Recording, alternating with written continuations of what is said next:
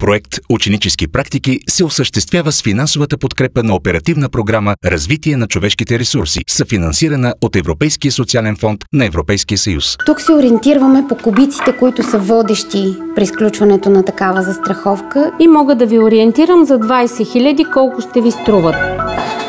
БГ 82 41 107.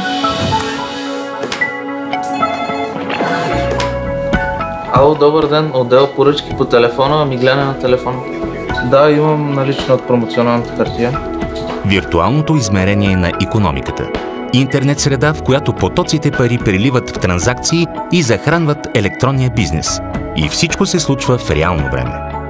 Имате артикулен номер, така. Благодаря за поръчката за чуване.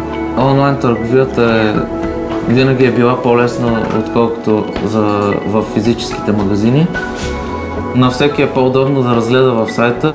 А за да се предлагат качествено и компетентно тези удобства на клиента и бизнеса, са нужни добре обучени кадри. Ние имаме такава специалност електронна търговия. Това е нещо, което се налага на пазара на труда. Има нещо, такава тенденция. Ние се опитваме да откликнем.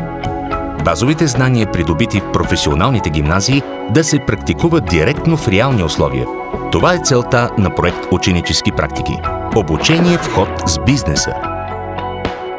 Стараем се, разбира се, да откликваме и на желанията на младите хора, защото те ни подсказват какво търсят, какво искат. Стараем се да откликнем и да им осигурим такива фирми, такива работодатели.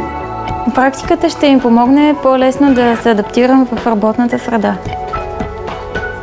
Един ден това може да е тяхната професия. Затова е добре да са подготвени за неочаквани ситуации.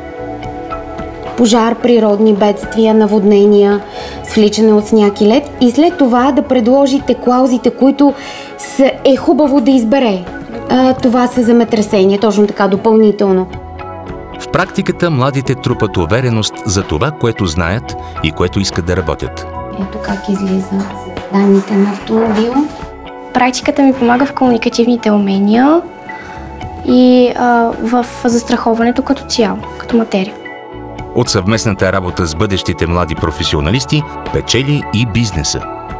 Даваме им шанс, умения и знания и съответно показваме практически нещата, за да могат да се развиват тук, при нас, в България и да бъдат успешни. Проект „Ученически практики“ се осъществява с финансовата подкрепа на Оперативна програма „Развитие на човешките ресурси“, съфинансирана от Европейския социален фонд на Европейския съюз.